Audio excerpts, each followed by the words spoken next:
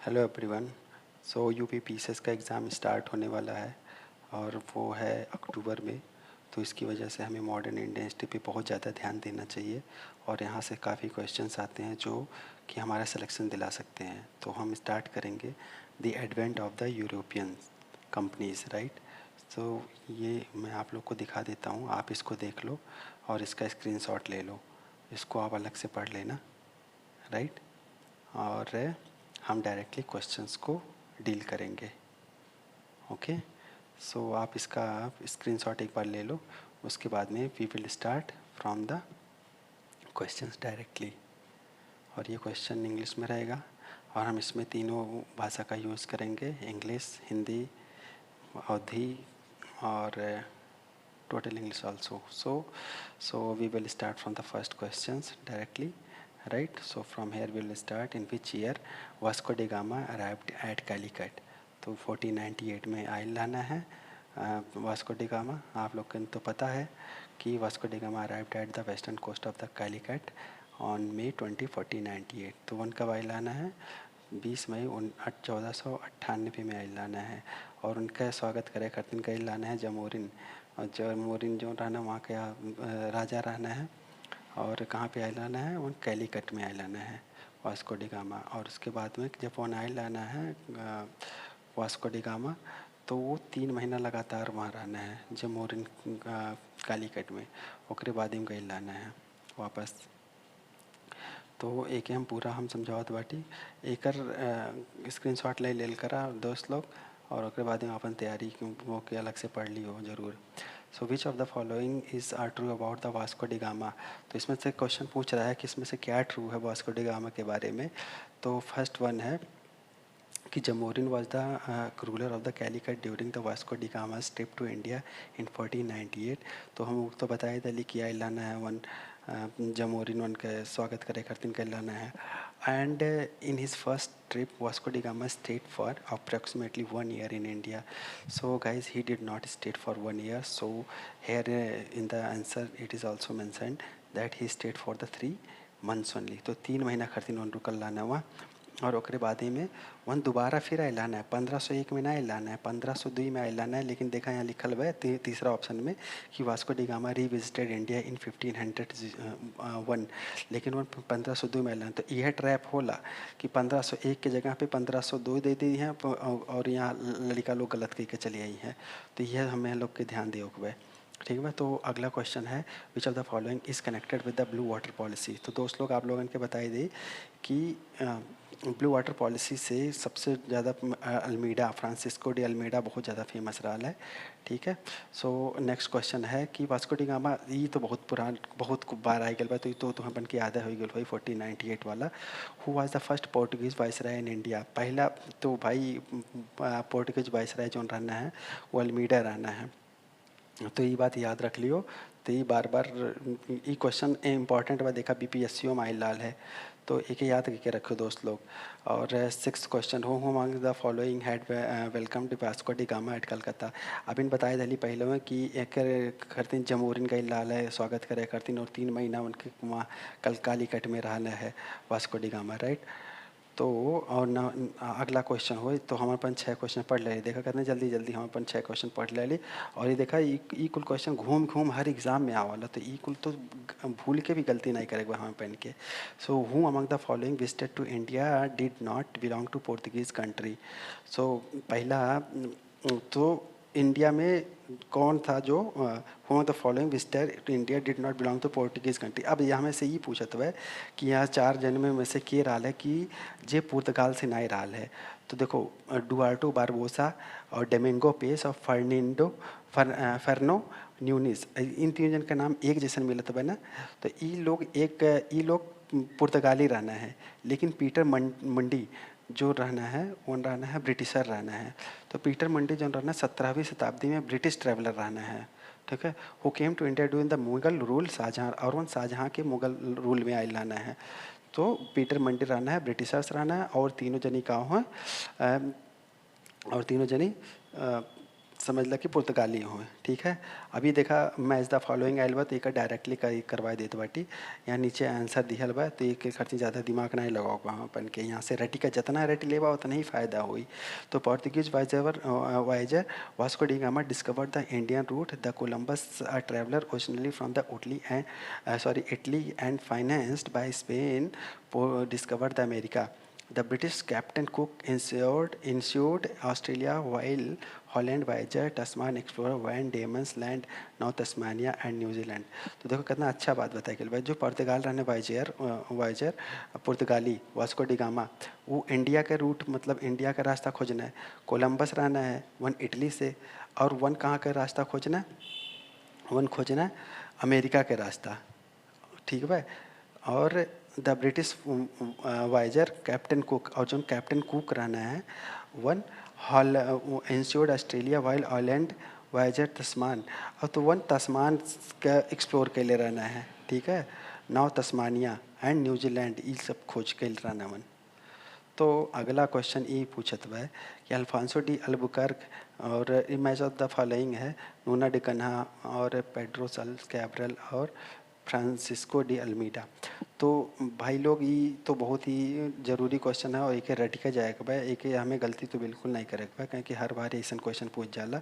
Alphonso de Albuquerque याद रखो, Albuquerque जो रहना है वन एक्वायर अल से अल्बुकर्क से एक्वायर कहना है, काउ कहना है गोवा के 1510 में अल्बुकर्क एक्वायर कहना है गोवा के 1510 में। नीनो डी कुन्हा, कुन्हा मतलब कुन्हा से ऐसा रखा कि कुन्हा कोचीन से गोवा कहना, कुन्हा कोचीन से गोवा कहना मतलब काउ कहना है अपन हेडक्वार्टर चेंज करना। पेड्रोस अल्वारेस कैब्रल तो इनका और कोनो काम नहीं रहा, बस वो नाई कहलाना है, बस यह जान ला। अल्वारेस मतलब अराइव कहना है, अल्वारेस अराइव कहना है कब 1500 AD में आई ना। और फ्रांसिस्को डी अल्मीडा तो ये ब्लू वाटर पॉलिसी लेना, ब्लू वाटर पॉलिसी लेके ना, बस इसे इतना ऐसा रटक बा हमें कि रटले के बाद में हमें डायरेक्ट पेपर दे बा जोने कुर्बादी में का हो कि डायरेक्टली हम अपन चौका छक्का मारल जाए वहाँ पे, ठीक है। So we'll start with the next question, guys. Second, 10th question is the match the following again. So what we will do directly, we will learn it. So Christopher Columbus कहाँ से आइलाना है, वन इटली कराना है। Jacques career France कराना है। Francis Drake रहना है कहाँ का, यूनाइटेड किंगडम मतलब लंदन। और फर्डिनेंड मैगलैन कहाँ कराना है, पुर्तगाल। अब देखा फर्डिनेंड वेंट नाम ऐसा होला ना कि जैसे पुर्तगाली लोग का अलग ना होला, ठीक है। तो इसे समझ आओ, जहाँ पे सर्वर हो फ्रांसिस ड्रेक ये सब यूके के होने, और जैक्स कैरियर फ्रांस तो थोड़ा नाम से लग जाला कि ये कहाँ का होना। अब जैसे कुमार उमार हुई तो कहाँ का हुई है, इंडिया को ही है ना, तो ऐसे समझ लो। So starting the next question, who were the first Europeans to come to India for the trade. तो ये बात तुहन पन के पहले से पता है, पहले बार पुर्तगाली लोग आए लाना है, तो ये तो सब देखा बाटा लगातार लाइन लगल पीसीएस प्री मेंस में 11वें क्वेश्चन के देखा ध्यान से। तो एक बार हम क्वेश्चन पढ़ लेते बाटी एक the explanation. The Portuguese were the first European to came India during medieval period for the trade. तो उनका करे करते हैं ट्रेड करे करते हैं। The first Portuguese and the European voyager Vasco da Gama reached the coast of Calicut in 1498 after a long voyage with the help of the Gujarati guide Ahmad ibn Majid. तो केकरे साथ आइला ना 1498 में वास्को डी गामा एक guide रहा है गुजरात के, ओकर नाम रहा है Ahmad ibn Majid. The sequence of the arrival of the European trade powers in India is as follows. तो क्या सीक्वेंस है, सबसे पहले पुर्तगाली लोग आई ना देखा, और बाद में फिर डच आई ना, फिर बाद में इंग्लिश आई ना, फिर डेंस आई ना, फिर फ्रेंच आई ना। तो ये बात जान ला दोस्त लोग, इन्होंने ये जो पुर्तगाली रहना है सबसे मतलब दिमाग वाला रहना आई ना सबसे पहले, और गई ना सबसे लास्ट में। तो आयल कब रहना है 1498 में मान लिया आयल लाना है, वास्को डी गामा से स्टार्ट भाई लाला। और कब तक रहना 1961 मतलब समझ ला 1962 में इंडिया और चीन का लड़ाई भाई लाला है, समझ ला। सबसे लॉन्गेस्ट रहना है, कितना दिमाग वाले रहना सोचा। अंग्रेजन के 1600 में आयल लाना है, समझ ले। और उन्हें कब तक 1949 1949 में भगाया उठल रहा है, इन्होंने तब वो 1961 तक रुकना है, समझ ला। So starting with the 12th question, who was the real founder of the Portuguese power in India. So real founder तो आपको पता ही है दोस्तों कि वास्को डी गामा और अल्बुकर्क, वार्थोमस, डायस और जॉर्ज ऑक्सडोन। अब यहाँ में मैं से बताओ पति तो इतना आसान बा। वास्को डिगामा तो हो ही नहीं सके, पूछा कैसे। वास्को डिगामा तो बस याद रखा कि बस वन ट्रेड का रूट खोज रहना है आवे करते इंडिया में। लेकिन अल्बुकर्क रहल है यही के रियल पावर फाउंडर मान जाला। अब एक एक्सप्लेनेशन हम पढ़ते बाटी। The real founder of the Portuguese power in India was Albuquerque. 1509 से 1515 तक आयल है। तो ई सबसे ज़्यादा रियल पावर मान जाला, फाउंडर मान जाला। ही established Portuguese state as a powerful regional power in India. The annexation of the Goa from the Sultan of Bijapur in नवंबर 1500। अब देखा एक काम 1510 में क्या कैल रहा है, और ई 1510 में गोवा के कैप्चर कैलिस, ठीक है। और the victory of the Goa consolidated the Portuguese monopoly at the south western naval coast and established regional Portuguese state in India. और क्या कैलिए सी अपन Portuguese state in India, regional state in India बना लिया वेस्टर्न नेवल कोस्ट पे। He encouraged Portuguese men to marry Indian women for enhancement of the Portuguese presence in India and formation of the permanent colonies। और अपने लोगों से बोल दी धीरे से कि भैया ये जो यहाँ बैठा है ना, तो अपन प्रेजेंस बढ़ाओ करती यहाँ के लड़की लोग से शादी कई लेल करा। तो वो इनकरेज कलिस के कलिस अल्बुकर्क, और वही के रूरल फाउंडर मान जाला। और देखा 1510 में एक गोवा के कैप्चर कर लेला।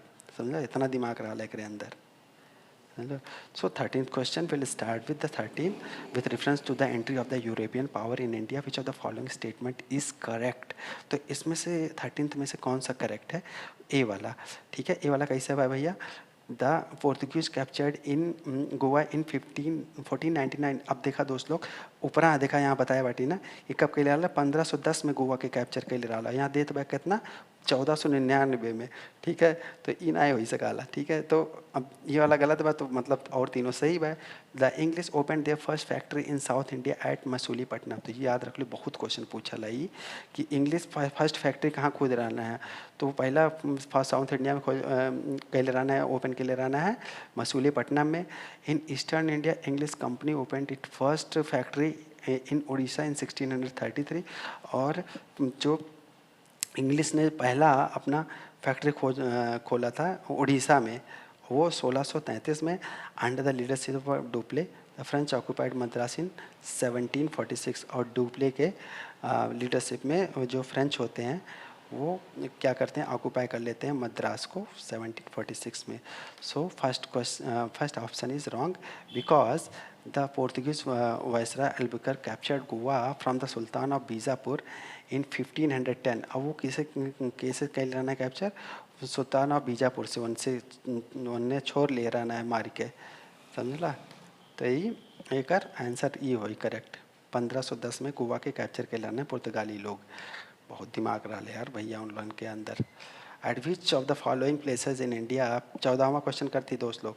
Eight which of the following places in India did the Portuguese build their first fortress. मतलब ये पूछत बा कि कौने जगह पे अपना पहला फोर्ट्रेस बनाए रहना है। तो सी मतलब कोचीन में पहले देखा, कोचीन से तो अपन का ना कैपिटल चेंज करें ना, कोचीन से गोवा के लिए रहना है ना, तो वह समझ ला अल्बुकर्क गोवा के लिए रहल है, ठीक है। तो एक देखा ऑप्शन वो दिया हल नीचे। तो first Portuguese fortress was build by the Alfonso de Albuquerque in Cochin 1503 में, ठीक है। और ओकरे बाद में Francisco de Almeida constructed the Portuguese fortress in Cannanore and Anjediva in 1505, ठीक है। तो ये सब याद रखो, बहुत आवत है ये question. Who were the first European to set up a sea trade center in India? तो सबके पहले पता है कि भाई पुर्तगाली लोग चुप लिए बहुत ज़्यादा फेमस रहना है कि सी रोड खोजा करती। यूरोपियन तो सारे रहना है कि कौनो अमेरिका खोजत हो, तो कोनो न्यूजीलैंड खोजत बा, तो कोनो इंडिया खोजत बा। तो ये लोग का काम रहा है कि मतलब वो लोग और खोजा निकल जाना, अपन जहाज ले निकल जाना। ये कुल चीज़ में बहुत तेज़ रहना है कि दूसरे देश में जाए के कहाँ हुआ है, ठीक है। पर अच्छा है कि आज इसी के बदौलत हम लोग भी वहाँ पे जा रहे हैं, राइट। तो कोई ना कोई को कभी ना कभी तो करना ही पड़ेगा। तो ये लोग तो पहले थे। So here we will read the explanation. Among all the European powers in India, the Portuguese traders were the first who establish maritime trade centres in India. तो दोस्तों यहाँ पे देखो कह रहा है ना कि पोर्तुगीज़ ट्रेडर्स जो पहले थे उन्होंने मैरीटाइम ट्रेड सेंटर इंडिया में खोला था। So first Portuguese viceroy Francisco, देखो पहला पोर्तुगीज़ वाइसराय कौन थे, फ्रांसिस्को डी अल्मीडा, और उन्होंने दीव को एनेक्स्ट किया था 1509 में। ठीक है, 1509 में दीव को अनेक्स किया था। And the victory of Diu made Portuguese most powerful in the Indian ocean. और जैसे ही दीव को उसने कैप्चर किया, ठीक है, तैसे वो का हो गई ना, उन्होंने बहुत ज़्यादा शक्तिशाली हो गई ना भारतीय महासागर में।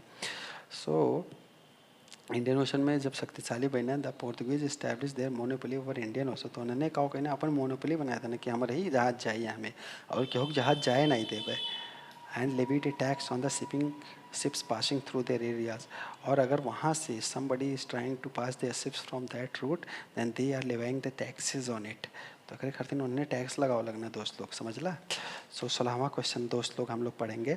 16वां क्वेश्चन में क्या है, among the following factories in the Bengal the one establish by the Portuguese was. अब कह रहा है कि अमंग द फॉलोइंग फैक्ट्रीज, अब जो पोर्तुगीज लोग पहला फैक्ट्री क्या लगाए थे बंगाल में, इस्टेब्लिश किए थे, तो कह रहना है हुगली। ठीक बा। सो इन 1534 AD Portuguese obtained the permission to establish their first factory in Satgaon and Chatgaon by the ruler of the Bengal Ghiasuddin Muhammad Shah। तो घियासुद्दीन मोहम्मद शाह से 1534 में ये लोग का कही कि परमिशन ले लेना सटगांव और छटगांव में का करे खरतीन फैक्ट्री लगावा करतीन। After the Portuguese colonies were set up in the whole Bengal. और जब पूरे बंगाल में इनका कॉलोनी बन गए, Chittagong become as the great power port of the Portuguese maritime. तो चटगांव का बन गए इनके पोर्तुगीज मैरीटाइम के ग्रेट पोर्ट बन गए। ठीक है, known as the great port of the Portuguese maritime. Maritime क्या बोला, समुद्री मार्ग से जो भी इनका ट्रेड वगैरह होता था उसको मैरीटाइम बोलते हैं। Was use by them in the 16th century. Satgaon declined and was replaced by the Hooghly. तो 16वीं शताब्दी में जो सतगांव था उसको डिक्लाइन कर दिए और उसको रिप्लेसमेंट में क्या आ गया, हुगली। अभी हुगली इंडिया में है ना, वेस्ट बंगाल में, right. So Dutch built a fort, और डच लोगों ने एक फोर्ट बनाया था, उसका नाम था fort गुस्टावस in the Chinsurah. Chinsurah में फोर्ट गुस्टावस डच लोगों ने बनाया था। Shrirampur was the major centre of the Danes. तो और श्रीरामपुर में जो मेजर सेंटर था डेन्स है। डेन्स मतलब हो गए डैनिश लोग, डच, डैनिश, पुर्तगाली, ये सब भरल परल आना है इंडिया में। सो 17वां क्वेश्चन हम लोग पढ़ेंगे with reference to the Pondicherry. Now Puducherry. अब पहले पौंडीचेरी बोल जाता रहा, अब पुडुचेरी बोल जाला। Consider following statement. अब यह तीनों स्टेटमेंट में से आप लोग के क्या करेगा, सही वाला आंसर बताओ। कर देख ला दोस्तों, घटना चक्र चलते भाई, और घटना चक्र तुम्हें बन के पता बा कितना इंपॉर्टेंट बा आओ वाला पेपर के लिए। तो जरूरी भाई के दवाई के पढ़ा और सिलेक्शन लेके दिखावा यार। ठीक बा। तो पहला क्वेश्चन का, the first European power to occupy Pondicherry were the Portuguese. कह रहा कि first European power to occupy Pondicherry were the Portuguese. तो क्या पोर्तुगीज थे पहले वाले? ठीक है, तो हाँ भैया पोर्तुगलिया रहना है कि जो पौंडीचेरी के कैले रहना है। ठीक है, ऊपर हम लोग पढ़ लिए बाटी ना। The second European power to occupy Pondicherry were the French. तो क्या पूछत बा है कि क्या दूसरा जो पौंडीचेरी के कैप्चर कैले रहना है उन्हें फ्रेंच रहना है? तो ना रहना है दोस्त लोग। इंग्लिश नेवर ऑक्यूपाइड पौंडीचेरी, ऐसा नहीं है, इहो गलत है। कहें कि इंग्लिश लोग तो ऐसा हो ही ना सके अपन टांग ना आड़ा में। तो इन्होंने के लाना है कैप्चर करे करती नो के लिए रहना है। तो एक हम एक्सप्लेनेशन पढ़े जाते बाटी, एक ही समझा। The first European power to occupy Pondicherry and to exert power in India was the Portuguese. तो पहले कौन थे? पोर्तुगीज ही थे। Dutch was the second European to occupy Pondicherry, और जो डच थे वो क्या थे? वो सेकेंड थे। तो याद रखो ना कि फ्रेंच नहीं थे, डच थे। फर्स्ट में पुर्तगाली आते हैं जो पौंडीचेरी को कैप्चर किए थे, देन डच, और उसके बाद जो ब्रिटिशर्स थे 1793 में किए थे कैप्चर, राइट। और इन्होंने फिर क्या कर दिया था कि फ्रेंच को दे दिया था। जो ट्रीटी ऑफ पेरिस हुआ था 1814 में, उसके तहत इन्होंने 1793 में जो कैप्चर किया था, the Britishers also occupied Pondicherry 1793 में किए थे, और उसको इन्होंने ट्रीटी ऑफ पेरिस के तहत इन्होंने फ्रेंच को दे दिया था, right. So these are the explanation. और इससे आप लोग को मुझे लग रहा है कि समझ में आ रहा है, आप लोग को अच्छा लग रहा होगा। तो आप लोग और अपने दोस्त लोग को बताइएगा प्लीज़। और 18वां क्वेश्चन हम पढ़ेंगे दोस्तों। Hooghly was used the base of piracy in the bay of the Bengal. अरे यार, ने जो पुर्तगाली रहना ना काम नहीं करता ना, ब्लू वाटर पॉलिसी लेना, ओकरे बाद ही फिर अपने जौन हम ट्रेड रूट खोजे बाटी वहाँ पे अगर केहू जाए तो वहाँ पे टैक्स दे पड़ी। ओकरे बाद ही में ये सब लोग मान्यो गई ना, तो का कैले सी तो इन्होंने फिर पायरेसी करे लगना। पायरेसी मतलब तू अपन जहाज लेके जात बाटा वहाँ पे अटैक कल के वो के छीन लेना वहाँ में सामान वामान, तो यो कुल करे लगल लाना है। तो आजकल का पायरेट ऑफ कैरेबियंस बहुत ज़्यादा फेमस होने ना, तो इन्होंने बहुत पहले से ही कुल इन्होंने ही सिखाया रहना हर चीज़, साम दाम दंड भेद कुल कई के इन्होंने सिखाए के गए लाना यूरोपियन लोगन के, ब्रिटिशर्स वगैरह बहुत सारा चीज़ इन्होंने उनसे सीखे रहना पुर्तगाली लोगों से। ये देखो यहाँ लोग पायरेसी भी करते थे, कौन से सेंचुरी में देखो कर रहे हैं भाई साहब, 1632 में ये लोग देखो पायरेसी भी कर रहे हैं। तो ये लोग हर चीज़ में आगे थे, ठीक है। The Portuguese use Hooghly as the base of piracy in the bay of Bengal in 1632. Qasim Khan, who was the governor of Bengal during the Shahjahan reign, finally subdued and imprisoned thousands of Portuguese. तो ये लोग क्या काम ही यही था कि ये लोग लड़ाई झगड़ा दंगा कैप्चर और बाद में पायरेसी। तो जो 1632 में कासिम खान जो गवर्नर था बंगाल का, उसने क्या किया, हजारों की संख्या में पुर्तगालियों को कैप्चर कर लिया। भाई एक तो तुम इनके अगर उस रूट से कोई जाए तो उसको कैप्चर कर लेते थे, उसके ऊपर पायरेसी उनका सामान लूट लेते थे।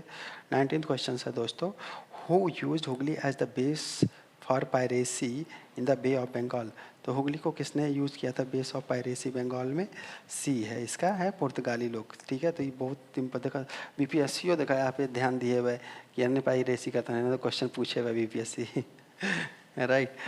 20th question, who the following the founder of the Calcutta. ये बहुत ज़बरदस्त क्वेश्चन। तो क्या अगर कहो कि टेस्ट ले को ना तो ये पूछ लियो कलकत्ता के फाउंडर के रहा है तो जॉब चरनॉक, बहुत जनी नहीं बताई पी है, ठीक है। तो job चरनॉक was the founder of the Calcutta, right? So here I will read the explanation, friends. The chief of the Kasim Bazaar factory, Job Chernock, has selected सतनौती और सुतनौती, ठीक है, कलकत्ता। सुतनौती मतलब कलकत्ता को सुतनौती भी बोलते थे, instead of Hooghly for the establishment for the British trade centre. And finally he founded Kolkata in the form of the English colonies. तो जो चीफ ऑफ कासिम बाजार फैक्ट्री था जॉब चार्नक, ठीक है, उसने सेलेक्ट किया सतनौती को। सतनौती को कलकत्ता कहते थे, तो किसके उस पे जगह पे, हुगली के जगह के स्थान पे, तो ब्रिटिश का ट्रेड सेंटर बनाने के लिए। और founded and he finally founded Kolkata, और फाइनली उसने कोलकाता को फाउंड कर दिया, ठीक है। तो याद रखना कौन था, Job Charnock, okay. 21st number question, who founded Calcutta. Again same question का सेम आंसर देखो। पहले की क्वेश्चन कहाँ पूछा गया था दोस्तों, यूपी पीसीएस में, और 21वां क्वेश्चन देखो सेम वही क्वेश्चन उत्तराखंड पीसीएस मेंस में 2006 में पूछा गया था दोस्तों। जकरे आयल लालू थे तो मार के आयल हुई 100 में 100, समझ ला। तो जॉब चरनाक इंपॉर्टेंट क्वेश्चन बैग नाते। 22वां क्वेश्चन है, इन the first municipal corporation was set up in which of the following places. First municipal corporation ऐसा क्वेश्चन पूछला कि आधा आदमी बैठ जाए, ठीक बा। ऐसा क्वेश्चन पूछ ले करा तो मद्रास बा, बहुत जन के नहीं पता हुई कि मद्रास बा, हमको नहीं पता रहा कि मद्रास हो सच में। First municipal corporation was set up in which of the following places, Madras में। The first municipal corporation in modern India was established in 1688 in the former presidency of the Madras, ठीक है। So this is very important questions guys. We'll move on the 23rd. The first to start a joint stock company to trade with India were, अब joint stock company जो India के साथ trade करने के लिए पहले वाले कौन थे, डच। अब डचों लोग पीछे थोड़ी ना रही हैं, पुर्तगाली लोग अपन अलग रुतबा लेके बैठल हैं, ठीक बा। इंग्लिश लोग अलग रुतबा लेके बैठल बाटे, फ्रेंच लोग अलग रहना है।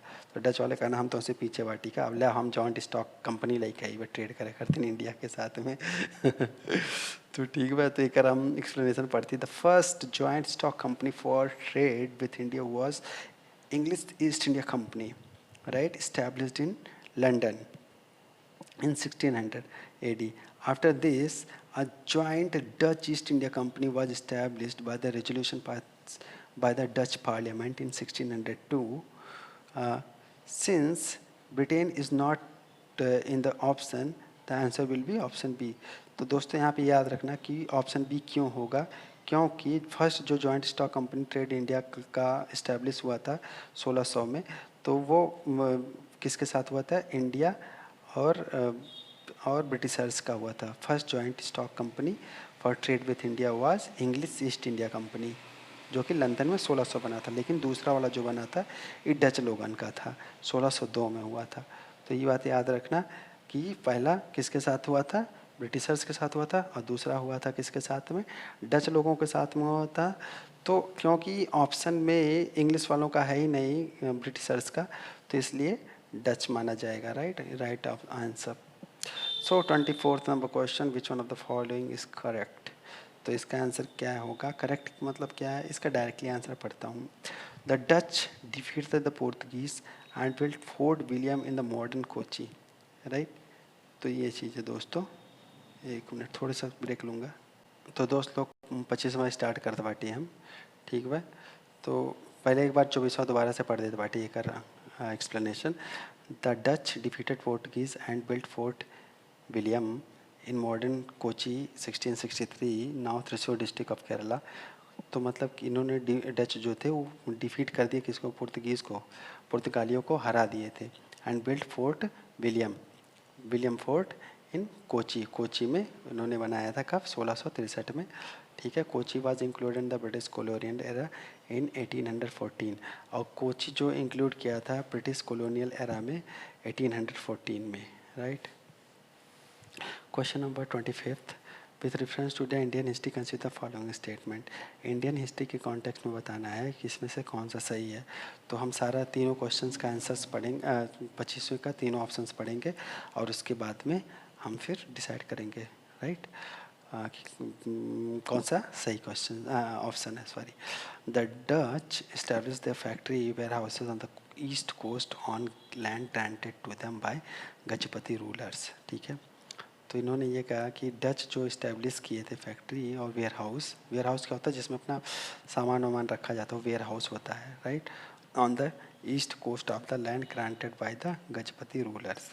अब दूसरा है दोस्तों कि Alfonso de Albuquerque captured Goa from the Bijapur sultanate. तो ये बात हम लोग पहले ही पढ़ चुके हैं. राइट. कि अल्फांसो डी अल्बुकर्क ने गोवा को किससे कैप्चर किया था, बीजापुर के सल्तनत से कैप्चर किया था 1510 में. राइट. तो याद रखना 1510 में गोवा को कैप्चर किए थे. कहाँ से किए थे, पहले कहाँ पे थे वो, कोचीन में. कोचीन से गोवा में पहुँच गए वो. ठीक है. तो कोचीन से गोवा में उन्होंने अपना वो भी बनाया था, क्या बोलते हैं, कैपिटल भी शिफ्ट किया था. तो इन्होंने ये किया था, कैप्चर कर लिया था गोवा को. The English East India Company established the factory at Madras on a plot of land leased from a representative of the Vijayanagar empire. Right. तो ये तीसरा वाला गलत है, और इसका मैं एक्सप्लेनेशन पढ़ूंगा. एक्सप्लेनेशन में क्या है कि डच स्नैच्ड कोचीन, डच ने छीन लिया कोचीन को from Portuguese at the east coast. East coast पे मतलब होता है पूर्वी तट पे, पूर्वी तट पे इन्होंने स्नैच कर लिया.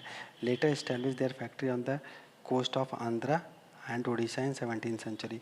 तो डच ने क्या किया, इस पे क्या बना दिया अपना, आंध्रा और उड़ीसा पे 17वीं शताब्दी इन्होंने अपना फैक्ट्री स्टेब्लिश कर दिया. While the rule of Gajapati rulers was declined in the 16th century. और जो गजपति रूलर्स थे इनका जो रूल था वो 16वीं शताब्दी में ही ख़त्म हो गया था. लेकिन इन्होंने कैप्चर कब किया था, इस्टेब्लिश कब किया था, 17वीं शताब्दी में किया था. Hence option 1 is wrong. इसी नाते जो ऑप्शन 1 जो है गलत है. और अल्बुकर्क ने एनेक्स किया था गोवा को, कहाँ से किया था, सुल्तान ऑफ बीजापुर से 1510 में. देखो पहले ही हम लोग पढ़ चुके हैं. And AD. तो दूसरा स्टेटमेंट राइट है. East Indian company establish first factory at Madras. उन्होंने पहला फैक्ट्री कहाँ बनाया था, मद्रास में. By taking the lease of a plot of land from the representative of the Vijayanagar empire. और उन्होंने विजयनगर एम्पायर के रिप्रेजेंटेटिव से प्लॉट को लेकर के बनाया था. ठीक है. तो second answer is correct. Third question और फर्स्ट ऑप्शन और थर्ड ऑप्शन, इन दोनों को हमें करेक्ट याद करना चाहिए. राइट. सो डच स्नैच्ड कोचीन आगे पढ़ लेंगे इसको, आप एक्सप्लेनेशन को स्क्रीनशॉट लेकर के बाद में पढ़ सकते हो, right. So we will move on the next question दोस्तों। सो नेक्स्ट क्वेश्चन क्या है 26 वाला, the secret of success of East India company in India was. जो ईस्ट इंडिया कंपनी के जो यहाँ पे अपना सक्सेसफुल हो गए थे कंपनी को इस्टेब्लिश करने में, उसका कारण क्या था दोस्तों। तो ओकर कारण रहा है डी। डी मतलब सारा कारण रहा है absence of nationalism in India. अब आप तो पता ही है नेशनलिज्म का कैसे एब्सेंस था। जैसे इधर हो गया राजस्थान वगैरह के साइड में, ये अपना यहाँ पे चल रहा था अपना, ठीक है। इन लोग का राजपूत लोगों का चल रहा था। पंजाब ले लो तो वहाँ पे सिख लोग का अलग अपना चल रहा था। सेंट्रल इंडिया में चले जाओ तो मराठी में मतलब वहाँ पे जो थे छत्रपति और बाला साहब, क्या नाम है, सारे जो बड़े बड़े लीडर्स थे, बाजीराव पेशवास वो वाले चल रहे थे। तो सब अपने अपने एक एक एरिया में सिमटे हुए थे वो अपना अपना। तो ये एक इंडिया का कॉन्सेप्ट नहीं था उस समय। तो ये भी reason absence of nationalism in India, ठीक है। साउथ में चले जाओगे तो वहाँ पे अपने अलग रूल चल रहा था, right. So option B is the company army received western training and they had modern arms. और क्या है कि जोन कंपनी का आर्मी रहा है उन्हन के ट्रेनिंग पता है कहाँ से मिलल रहा है, उन्हन के ट्रेनिंग मिलल रहा है यूरोप से। और उन्हें बहुत एडवांस रहना है यहाँ कुछ चीज़ मॉडर्न कैवलरी रहा है उनके पास, गन कैनन तोप वगैरह हर चीज़ रहा है। और इंडिया के लोग सिर्फ घोड़ा और भाला पे लेकर लड़ाई करे जात रहना है। तो डिफरेंस तो आ ही जाए दोस्त। सी वाला है Indian soldier lacked fidelity consequently the one who paid them sufficient could have them on his service, ठीक है। तो D all the three factors were helpful in success of the East India company in India, ठीक है। It is known at the group of merchant adventures in England and formed East India Company on or the governor and company of merchant of London trading into East Indies in December 1600 Queen Elizabeth first of the England granted royal charter to do business with the East Indies। तो आसान शब्द में हम बता दो बाटी कि 1600 में जो मर्चेंट लोग रहना वहाँ के उन्होंने लोग एक कंपनी बनाया रहना है और उन्होंने क्वीन एलिजाबेथ से रॉयल चार्टर पे उनके काव ले लेना, साइन करवा लेना है कि अब हमें बिजनेस कर सकीला ईस्ट इंडीज कंपनीज में, ठीक है। तो उनके लिए हमारे का देश जो हमारा भारत हुआ वो ईस्ट में पड़ता रहता है, तो ईस्ट इंडीज बोल जाला बोलत रहना अपन। 27वां क्वेश्चन है which of the following British company got the first charter permitting them to trade. अब आपको तो पता ही है कि लेवांट कंपनी था, ठीक है। अब लेवांट कंपनी जो कि फाउंड किया गया था 1592 में, इसका एक्सप्लेनेशन पढ़ रहा हूँ, ठीक है। रेवेन्यू इंस्पेक्टर का पेपर हुआ था उसमें आया था। Levant Company in 1592 AD had got a charter for trading with India by land route, तो इनको मिल गया था। British Queen Elizabeth first grant charter to English company trading to the East Indies by sea route December 31 1600 में उनको सी root के जरिए charter मिल गया था कि वो ईस्ट इंडीज़ कंट्रीज़ में वो ट्रेड कर सकते हैं। This company extended it trade with merger of new company in 1708 under the new name of united company of merchant for England trading to the east companies. अब इन्होंने एक और company को मर्ज कर लिया उस कंपनी के साथ में, ठीक है, लेवांट कंपनी के साथ में, और उसका नाम फिर क्या कर दिया चेंज करके कि united company of merchant of the England trading to the East Indies. भाई साहब कंपनी है कि पूरा एकदम गांव का नाम लिख दिए, पूरे शहर गांव और ज़िला और सब कुछ मिला करके लिख दिया, इतना बड़ा नाम, ठीक है। तो वही के बाद में फिर से नाम चेंज करना कहेंगे बहुत बड़ा हो गया ईस्ट इंडिया कंपनी फिर उसका नाम रख दिए east India company, right. So this is the question number 27. Now I will go on the question number 28. Which of the following was the emperor of India when British East India Company was formed in London? तो ये question को कह रहा है दोस्तों कि who was the emperor of India? Emperor of India कौन था। जाहिर सी बात है अकबर थे उस समय 1600 में, यार अकबर ही तो थे जब वो लोग 1600 में समझ लो आए थे। तो द प्लान, सो ऑप्शंस देखो, plans were prepared by some merchants of the trading with in eastern islands. So, a company for the fulfillment of the purpose was founded in 1600 AD. named the governor and the company of the merchant of the trading into the East Indies at the time Akbar was the emperor of India 1556 से 1605। ठीक है, तो अब normally समझ लो कि जब वो लोग आए थे, the governor of the company merchant trading company industrial में एट द टाइम, जो कौन थे, अकबर थे, इंडिया के एम्परर, यही पूछा जा रहा है। ठीक है ना दोस्तों, अगला क्वेश्चन यहाँ पे ये देखो कि 29th वाला, during the time of the Mughal emperor did the English East India Company establish first factory. मतलब तो मुगल एम्परर किस टाइम पे, कौन से मुगल एम्परर थे जिसके टाइम पे इंग्लिश ने अपना पहला क्या खोला था, फैक्ट्री खोला था, राइट। तो उसका थे जहांगीर थे उस समय। ठीक है, आए थे तो अकबर का टाइम था, लेकिन जब फैक्ट्री खोल रहे थे तो 1611 की बात है, तब उस समय कौन था, जहांगीर थे। The English East India Company establish this first temporary factory in India during the reign of Mughal emperor Jahangir in Masulipatnam. याद रखना, टेम्परेरी था, जो कि 1611 में खोला गया था। The first permanent British factory was Surat in 1613 में। तो 2 ही साल बाद उन्होंने परमानेंट इस्टेब्लिश कर दिया फैक्ट्री को, कहाँ पे, सूरत में। तो ये तो बहुत बार पूछा जाता है दोस्तों, और आप आज भी किसी से पूछोगे ना तो एक बार कन्फ्यूज हो जाता है। इतना जगह पे खेला गया है कि कन्फ्यूजन रहता ही है। पर याद रखो कि 1613 में कब खोले थे, पहला फैक्ट्री परमानेंट था वो था सूरत में, और टेम्परेरी था मसौलीपट्टनम में। ठीक है, राइट। नाउ क्वेश्चन नंबर 30 दोस्तों, where is India did Britisher set up their first factory in 1613। देखो सेम क्वेश्चन अगेन, तो डी वाला भी हमने पढ़ा था तो सूरत होगा। अब इसका मैं एक्सप्लेनेशन पढ़ के आपको दिखाता हूँ कि captain William Hawkins reached Mughal court from Surat in April 1609 but did not succeed in getting permission to set up a factory। और जो कैप्टन हॉकिंस रहना है वो मुगल कोर्ट में पहुंच गए ना सूरत में 1609 में, कि हमें माई बाप हमें परमिशन दे दिया कि हमें एक फैक्ट्री खोले चाहत बाटी सूरत में, लेकिन उन्हें परमिशन ना ही मिलल। फिर का भाई, despite Portuguese antagonism captain Middleton landed at Swally near Surat and succeeded to getting permission for trade by Mughal governor in 1611। लेकिन अब एंटागनिज्म पोर्तुगीज लोग काहे चाहिए कि और हमारे भाई लोग आ जाए, हम ही से फिर कंपटीशन बढ़ जाए, तो उन लोग ना ही चाहत रहना है। फिर भी एक ठुर आला captain Middleton landed in Swally, और स्वाली सूरत के पास में एक जगह, वहाँ पहुँचल और ओके परमिशन मिल गया मुगल गवर्नर से 1611 में कि वो अपन फैक्ट्री खोल सकाला। फिर captain Thomas best dissolve the Portuguese monopoly with the victory of Swally. अब का कैले, अब फिर लड़ाई जब दो जनी आवन तो लड़ाई झगड़ा तो होबे करी, तो वहाँ पुर्तगाली लोग पहलवा रहना है। तो इनका जो थॉमस बेस्ट कैप्टन रहा है, उन्होंने का कहना ब्रिटिश पुर्तगाल का जो मोनोपोली रहा है, एक छत्र राज रहा है, वो के ख़त्म कर दिलिस, और स्वाली के जीत के, विक्ट्री ऑफ स्वाली के जीत के, स्वाली जगह जो कि सूरत के पास में था। Consequently British establish permanent factory 1630, और 1613 में उन्होंने क्या किया, ब्रिटिश ने परमानेंट फैक्ट्री इस्टेब्लिश कर दिया।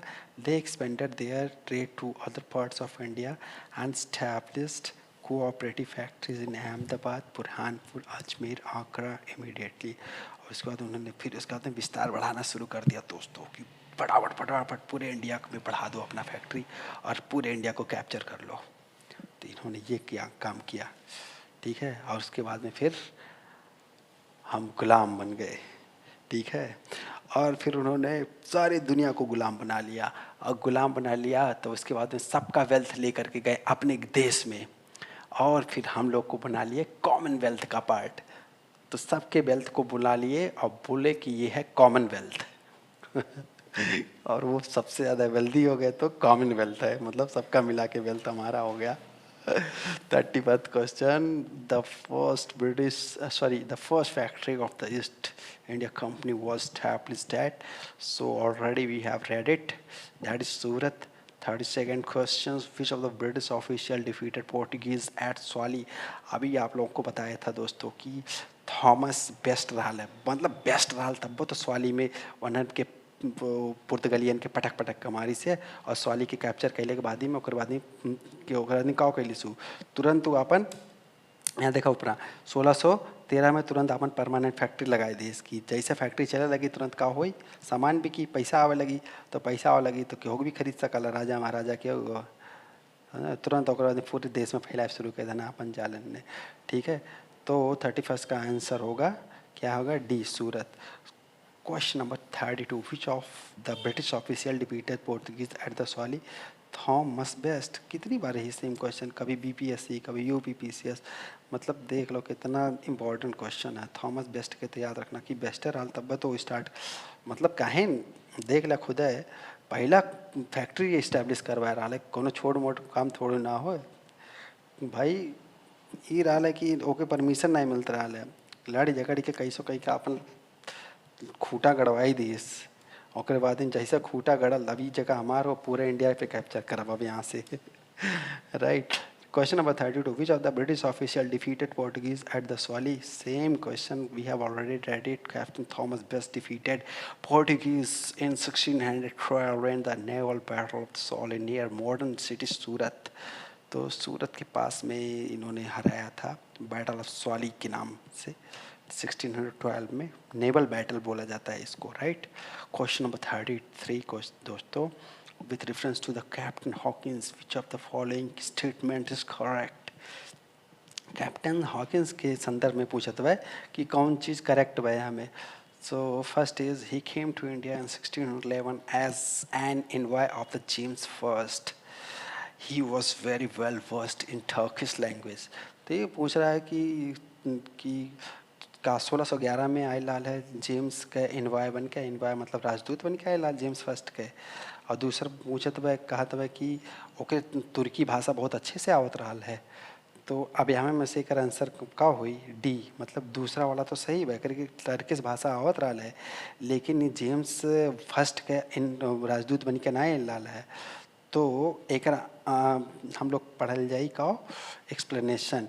William Hawkins was the first English ambassador to send to the by the East India Company to the Mughal court Jahangir 1608 AD।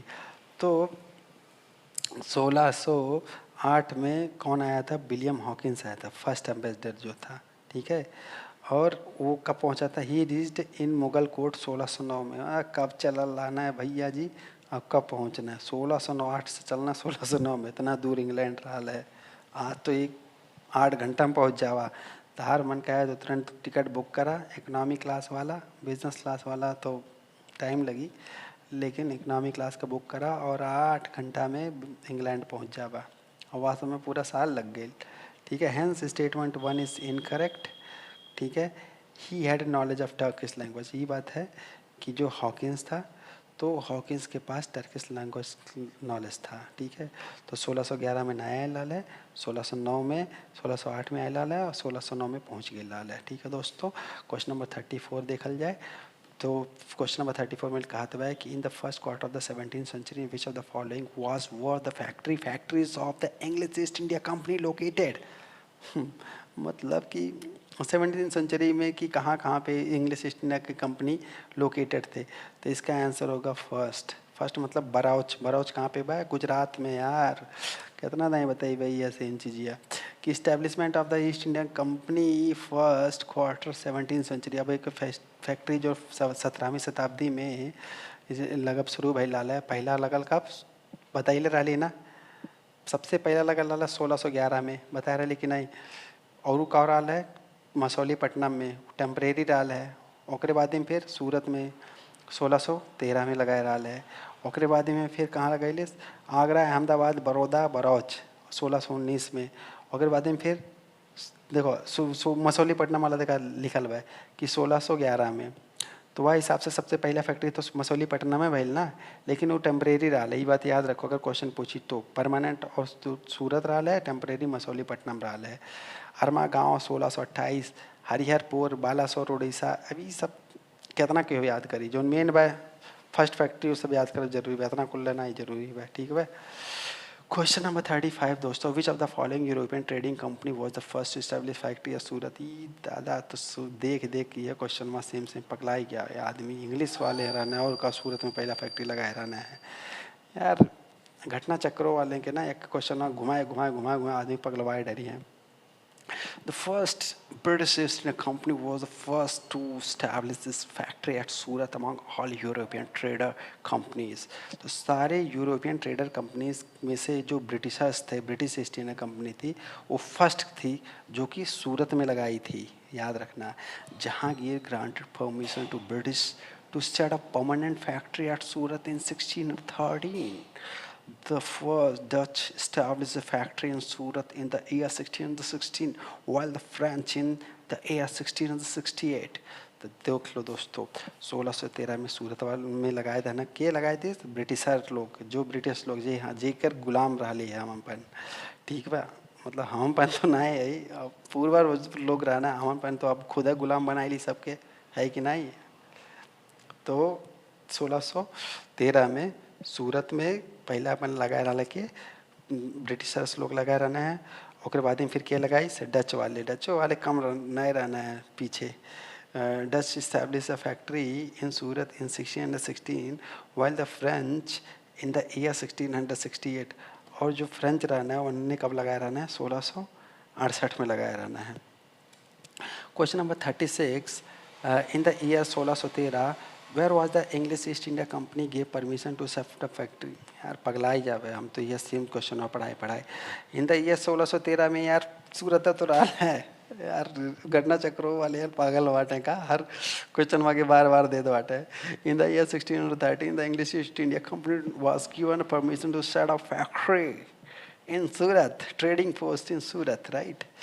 Question number 37, guys, where was the Western Presidency situated in the early period of the East India Company? ठीक है, तो सूरत है ये. East India company initially made Surat it western presidency, later shifted to Bombay.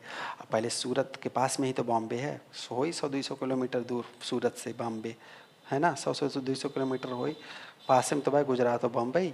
तो ठीक है, तो उन्होंने पहला प्रेसिडेंसी कहाँ पे बनाया था, सूरत में. और बाद में उसी को फिर उसको शिफ्ट कर दिया लेटर में, कहाँ पे, बॉम्बे. और बॉम्बे को आज क्या कहते हैं, Mumbai. Question number 38, guys, Bombay was taken over the by East India company from. अब देखो कि बॉम्बे को ईस्ट इंडिया कंपनी को किससे ले लिए थे, तो उन्होंने किससे लिया था, पुर्तगालियों से लिया था. लिया क्या था, उसको मिला था किस चीज़ में, दहेज में मिला था. भाई साहब ऐसा हो चाहे, बॉम्बे को दहेज में ही दे दिया, इंडिया को दहेज में ही दे दिया. इस पे एक वो आ गया था, मुझे याद आ गया कि एक बार हमारे प्रधानमंत्री गए थे पाकिस्तान में. तो क्या हुआ था पाकिस्तान में कि वहाँ पे एक पत्रकार होती है. तो उसने बोला कि वाजपेयी जी आप कुंवारे हैं और मेरी भी शादी नहीं हुई है, तो एक काम करते हैं, हम दोनों शादी कर लेते हैं, लेकिन मुझे मुँह दिखाई में कश्मीर चाहिए. तो वाजपेयी जी कम थोड़ी ना थे, कह रहे कि मुझे रिश्ता मंजूर है, ठीक है, लेकिन मुझे दहेज में पूरा पाकिस्तान चाहिए. तो दोस्तों ये है कहानी. ठीक है, तो क्या हो रहा है यहाँ पे, तो दहेज में पूरा बम्बई गिफ्ट कर दिए. पता चले कि एक दहेज में दिल्ली गिफ्ट कर दिया जा रहा है. Bombay was given as a dowry gift by the Portuguese crown to British when Charles second the king of England married Catherine of Braganza the princess of Portugal in 1662 AD. तो क्या होता है कि बॉम्बे को डाउरी में गिफ्ट कर दिया जाता है पोर्तुगीज क्राउन के द्वारा ब्रिटिश चार्ल्स सेकंड को, जो कि किंग थे वहाँ के. उन्होंने कैथरीन ऑफ ब्रिगेंजा से शादी किए थे, जो कि प्रिंसेस थी कहाँ की, पोर्तुगल की. और वो 1662 AD में दिया गया था. याद रखना ये दोस्त, ये बहुत इंपॉर्टेंट टाइमिंग है.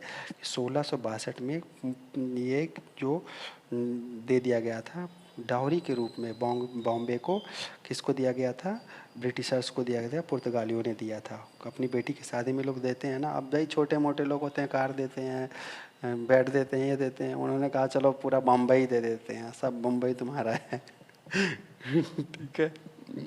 Charles II gave a Bombay to British East India Company on 10 pound annual rent in 1668. अब देखो ये उससे भी बड़ा निकले. वहाँ के जो राजा थे उन्होंने क्या किया कि रेंट पे दे दिया बॉम्बे को, पूरे बॉम्बे को रेंट पे दे दिया. वो भी कितना, annual pound, 10 pound annual rent. भाई मतलब पूरे साल का जो एनुअल रेंट था कितना, 10 पाउंड था। 10 पाउंड आज पता है कितना है? 100 रुपए का 1 पाउंड मान लो, और 10 पाउंड कितना हो गया, 1000 रुपए। मतलब पूरे साल में उनको 1000 रुपए, वो उनसे भी गिरे निकले, बताओ।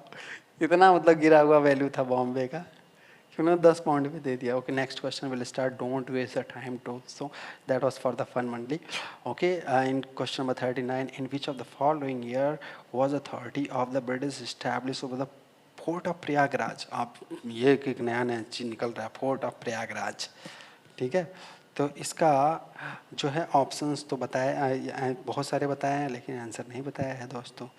तो Nawab Saadat Ali Khan second of Awadh handed over the fort of Prayagraj to British in 1798। तो याद रख लेना कि 1798 में जो सादत अली खान थे, नवाब थे अवध के, उन्होंने फोर्ट ऑफ प्रयागराज किसको दे दिया? ब्रिटिशर्स को दे दिया था। Question number 40, which English governor of East India company in England, which is English governor of East India Company in India was expelled by Aurangzeb? तो ये पूछ रहा है कि किस गवर्नर को औरंगजेब के द्वारा जो है इंडिया से मार के भगा दिया गया था? तो वो थे John child, sir John child. अब ऐसे मान लो कि कोई बच्चा है, जॉन चाइल्ड बच्चा है, मतलब बचकानी कोई हरकत किया होगा उसने, तो औरंगजेब ने कहा इसको भगाओ यहाँ से, एक्सपेल करो इंडिया से पूरा। तो याद रखना वो चाइल्ड ही था, क्योंकि उसने बचकानी हरकत किया होगा, तभी तो भगाए होंगे ना Aurangzeb. The British governor of Bombay John Child cordoned of Mughal port of Bombay and western coastal areas in 1688 and tried to capture the Mecca pilgrims. तो क्या हुआ था एक्चुअली में कि जो चाइल्ड थे, मिस्टर चाइल्ड मतलब बच्चा मत समझो उनको, वो गवर्नर थे बॉम्बे के। उन्होंने पूरे मतलब पोर्ट को, बॉम्बे के पोर्ट को क्या किया कि उसको पूरा घेर लिया, कॉर्डन ऑफ कर दिया, मतलब उसको नाकेबंदी कर दिया।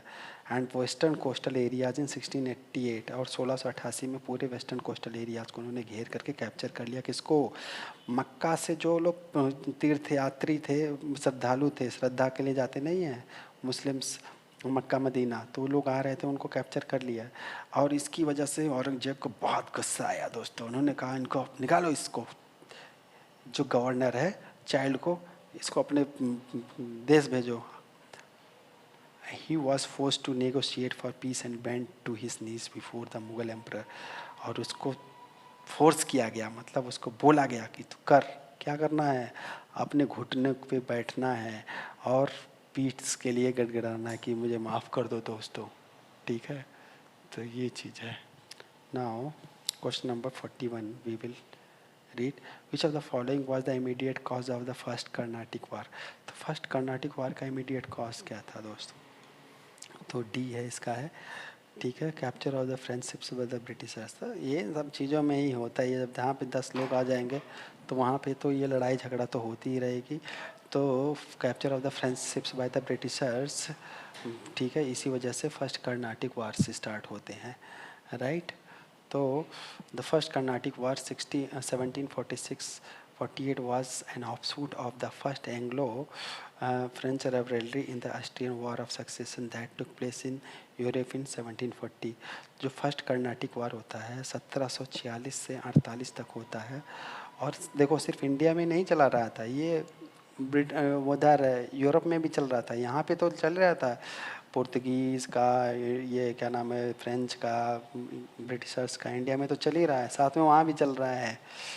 ठीक है, तो क्या हो गया कि ब्रिटिश कैप्टन बर्नार्ड कैप्चर्ड सम फ्रेंच शिप्स। तो उन्होंने क्या किया, कुछ फ्रेंच के शिप्स को उन्होंने कैप्चर कर लिया, which became the immediate cause of war, जिसकी वजह से लड़ाई स्टार्ट हो गया। Nawab Anwaruddin sent an army under the commander of Mahfuz Khan to besiege the French in Madras during the first Carnatic war. तो फर्स्ट कर्नाटिक वार में जो नवाब थे अनवरुद्दीन, उन्होंने क्या बोला, महफूज खान को भेजा जो कि उनके कमांडर थे।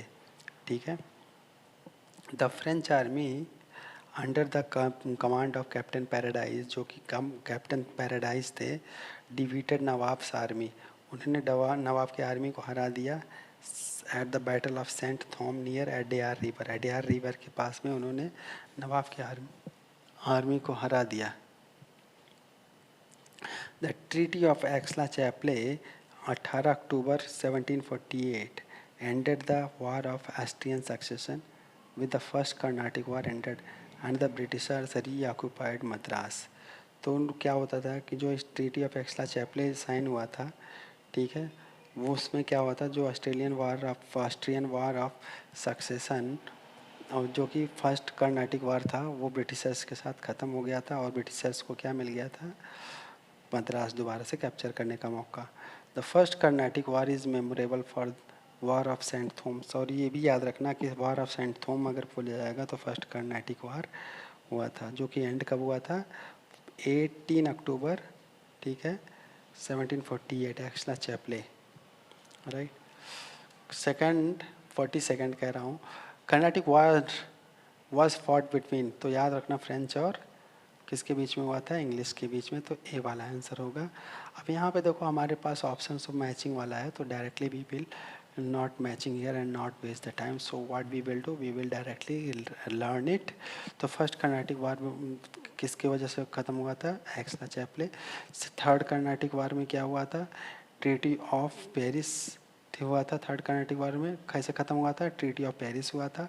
सेकंड कर्नाटिक वार का कोई भी कंक्लूजन नहीं निकला था.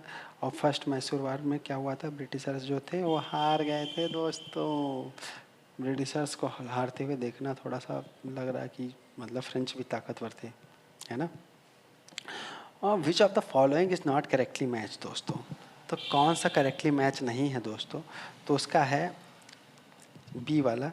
कि देखो पहले हम सही वाला पढ़ते हैं. फर्स्ट बैटल ऑफ कर्नाटका 1746 से 1748, ठीक है. फर्स्ट कर्नाटिक वार को याद रखो, वही है ये फर्स्ट बैटल ऑफ कर्नाटका 1746 से 1748, ठीक है. सेकंड बैटल ऑफ कर्नाटका, ठीक है. सेकंड बैटल ऑफ जो कर्नाटका था वो कब हुआ था, 1749 से 1754 तक हुआ था. और थर्ड बैटल ऑफ कर्नाटका कब हुआ था, 1758 से हुआ था 1763 थे. अभी इसी बीच में बैटल ऑफ पानीपत घुमा दिया.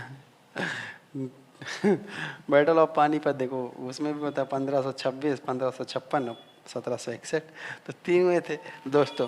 पहला जो भाई लाल है वो 1526 में भाई लाल है. दूसरा जो भाई लाल है बैटल ऑफ पानीपत 1556 में भाई लाल है, ठीक है. और तीसर का जो भाई लाल है ना, वो कहाँ भाई लाल है, थर्ड बैटल ऑफ पानीपत कब भाई लाल है, 1761 में. समझ रहे हो. तो ये सब तो बार बार हर दाई क्वेश्चन पूछा ला यूपीएससी यूपीपीसीएस, लेकिन तुम्हें पन हर ढंग से याद नहीं करता है ना, तो बुलाए जाला और गलत आंसर मार के आई जाला. समझ ला. तो ना तो ध्यान से ओके याद रखा, कहें कि क्वेश्चन जरूर आई, तुम्हें पता भाई कि आई क्वेश्चन, तब वो तुम्हें पहन के थोड़े से मठेठे लगा ला. समझ ला. देखना थे, you should just keep focus off on this question and you should not given your mind break to ignore these type of questions because these are very important questions guys. So we'll move on the next question and the question number is 45 guys. So अब आप लोग bore मत होना because क्योंकि हम बड़े ही जल्दी ख़त्म करने वाले हैं. ज़्यादा टाइम नहीं लगी दोस्तों, बस ज़्यादा से ज़्यादा 15 मिनट और यार, और बाद में तो ख़त्म कही के फेंक दिया जाए. और बाद में फिर एक उदाहरण रिवीजन कई लाला, और बाद में तो तू ऐसा रही कि यूपी पीसीएस कौनो क्वेश्चन पूछा था फटाफट मार कई बा वहाँ पर. समझला कि नहीं. नाउ 45वां क्वेश्चन पढ़ बाटी दोस्त. व्हाट इज और not true in relation to the battle of Ambur. ठीक है, इसका 3 ऑप्शन है. In this battle was fought in 1752. और ये बैटल कह रहा है कि बैटल ऑफ जो अंबर हुआ है वो 1752 में हुआ है. In this battle आर्मीज of Muzaffar जंग, चंदा Sahib and French fought together against the Anwaruddin. और इस बैटल में जो आर्मीज था किसका, मुजफ्फर जंग का, चंदा साहिब का and French fought together against Anwaruddin. तो किसके खिलाफ में उन्होंने लड़ा था, अनवरुद्दीन के अगेंस्ट में. इन this battle army of Anwaruddin had face defeat. अब इसका देखो आंसर हम जो पढ़ेंगे तो क्या होगा, आंसर है इसका थर्ड वाला. ठीक है, तो थर्ड का वाला ही सही है. इसका ऑप्शन क्या है, डी. थर्ड क्या है, in this battle army of Anwaruddin had to face defeat. जो आर्मी था अनवरुद्दीन का वो डिफीट हुआ, मतलब हार गया था वो. ठीक है, तो will read the explanation guys here.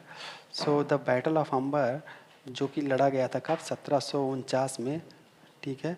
Was the first major war of the second Carnatic war. जो सेकेंड कर्नाटिक वार था वो था, the battle was initiated by Muzaffar Jung. और जो बैटल था, लड़ाई था, स्टार्ट किया गया था किसके द्वारा, मुजफ्फर जंग के द्वारा, and supported by Joseph François Dupleix and led by the Chanda Sahib. और इसको किसका सपोर्ट मिला था, डुप्ले का सपोर्ट मिला था, ठीक है। डुप्ले से याद आया ना, पुर्तगाली, and led by the Chanda Sahib who sought to overthrow Anuruddin Khan, the Nawab of Carnatic, for supporting Nasir Jung claimed to be the Nizam of Hyderabad. In this battle, army of Anuruddin had to face defeat. Anuruddin Khan was killed in battle and Chanda Sahib seized control of the Carnatic. Right? तो यही हुआ था कि Anwaruddin Khan was killed in this battle, और इस battle में अनुरुद्दीन खान को मार दिया गया था और चंदा साहिब ने कंट्रोल कर लिया था कर्नाटक का, ठीक है। और चंदा साहिब को किसका, चंदा साहिब देखो, अब मुजफ्फर जंग एंड सपोर्ट इनिशिएट किया था, और सपोर्ट किसका किसका मिला था, जोसेफ फ्रांसिस्को डोपले एंड चंदा साहिब। इन्होंने अरुद्दीन को मार करके क्या किया था, second battle of Panipat, sorry battle of Ambur जीत लिया था। क्या बैटल ऑफ पानीपत याद आ रहा है बीच में। क्वेश्चन नंबर 46, मोहम्मद the following was the first European to initiate this policy of taking part in the quarrels of the Indian princes with a view to acquire territory.